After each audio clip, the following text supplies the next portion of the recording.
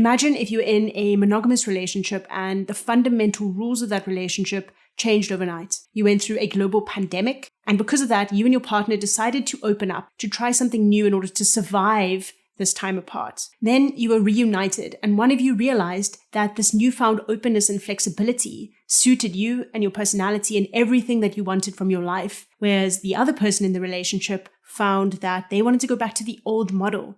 Everything about how they were raised, their culture, what they have invested their money in was surrounded by this behavioral pattern, this societal norm of being in a monogamous relationship. This is exactly what happened with the workplace. This video is not going to be a debate on the office, remote work, hybrid work, and which one is better for people, for organizations, blah, blah, blah. There are others that do that really well. What this video is unpacking this new paradigm. How do we use design tools, systems, methodology to create the empathy that leaders need to make decisions for people who exist at a radically different experience from what their day-to-day is up in their lofty tower of nice office space, an easy commute, a flexible life.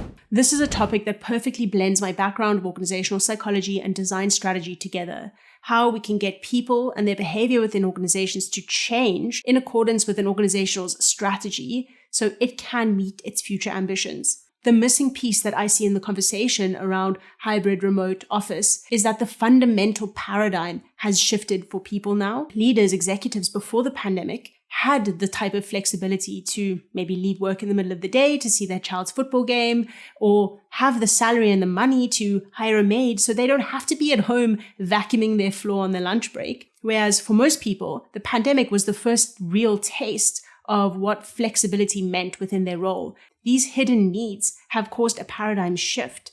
Now people know what is possible for them. It's not going to go back to the old way. In the same way that we don't shame people for having sex before marriage or for getting divorced in most places, we're not going to go back to a time where we're going to shame people for not arriving at the altar a virgin. We're not putting the cat in the bag again of remote and hybrid working. Simple as that.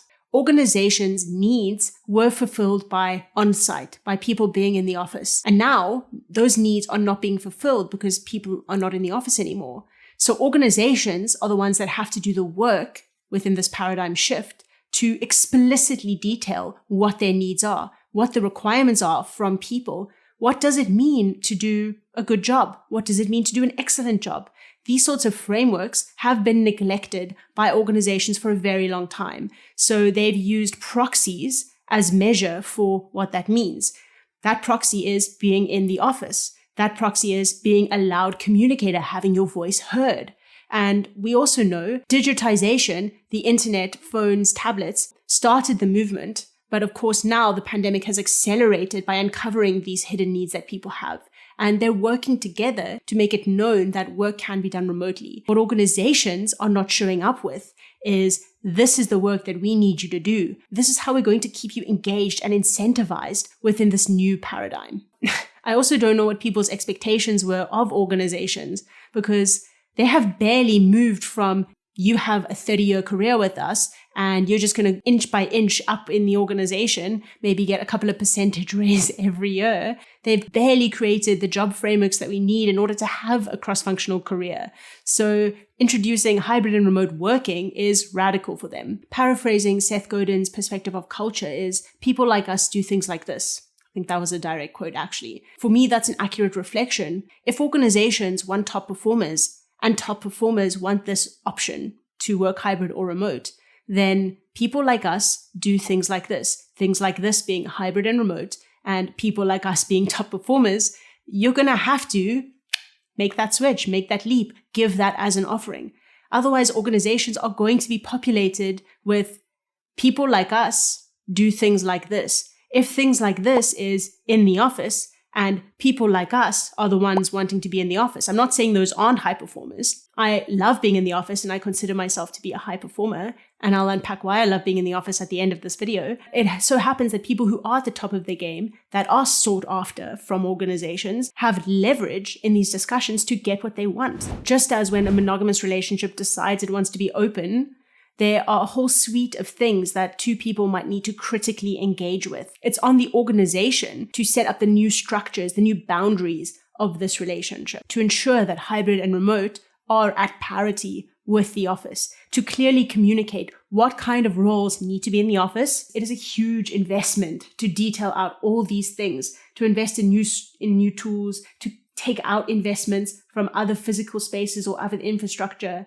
Huge sunk cost fallacies wrapped up in there.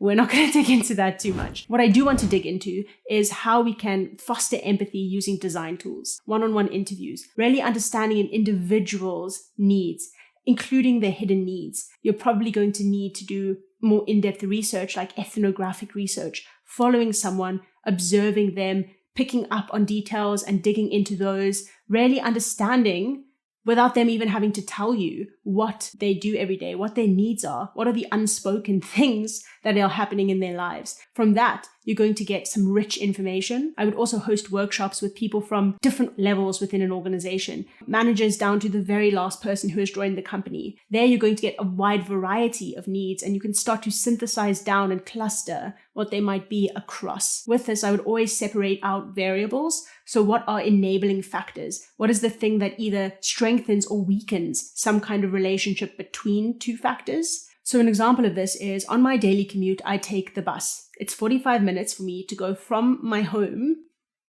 to the office. 2 out of 5 working days, the bus is packed. I get a seat because I'm at one of the first stops of the bus. But after the next stop, people that are at my company are standing up for 30 minutes. They are strangers breathing down their neck. And in summer, it is sweltering. So the sweltering heat and the packed nature of the bus is a moderating variable. It's changed the relationship because my commute can be really pleasant if it's just me on the bus with my headphones, listening to a podcast or taking a script down. That is a very pleasant time for me. But if it's packed, it's hot, that is a shit commute for me. I don't like it. I don't want to be on that bus. And now I've got an e-bike. You need to be able to separate out these variables because the conclusions that you draw at the end might be quite different. If I only looked at the commute and said, people don't like the 45-minute commute, let me build an office in the city that's going to have a huge cost on the organization, you might not have made the best decision for the organization. Maybe it's simply that we need our own buses to and from the city. I'm not saying that that's the solution, but I am saying that you need to be aware of how you pass out your variables to ensure that your decision-making at the end, when you do package this information for leaders to make decisions on, is quite clear. This sort of fostering empathy approach brings to light the hidden desires of people. And this is something that senior leaders who haven't come from a more qualitative background miss out when they are making decisions. They're very good at making a decision on what's feasible and viable, what is actually possible, and can we do it based on cost?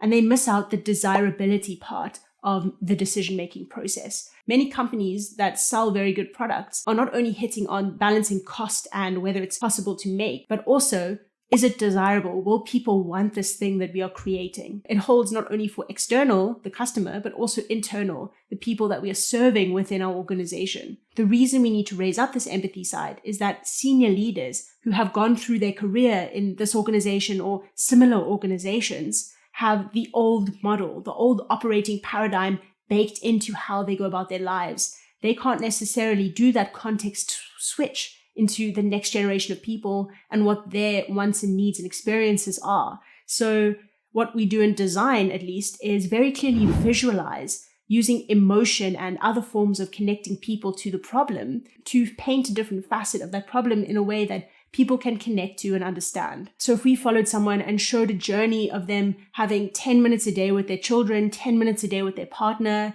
on a bus for an hour with people breathing down their neck, sweltering, not being able to exercise, because they can't exercise, they have a heart problem down the line, all these things compound. If we can richly show that to decision makers and how that's happening at scale, maybe we'll get a different result. I don't know about you watching, but I am building my life from the feasible, viable, desirable perspective. All three need to be happening in concert with each other. If you're enjoying my content, please like it. That's how I know what track to continue down. I did promise to unpack why I, a 20-something, love being in the office. It is as basic as I do not work with arseholes. I also don't work with what I call tofu people. Pleasant, nice to be around, but don't add any value to my life and don't have any spice. My colleagues are people that I really like being around. I'm actually energized by it.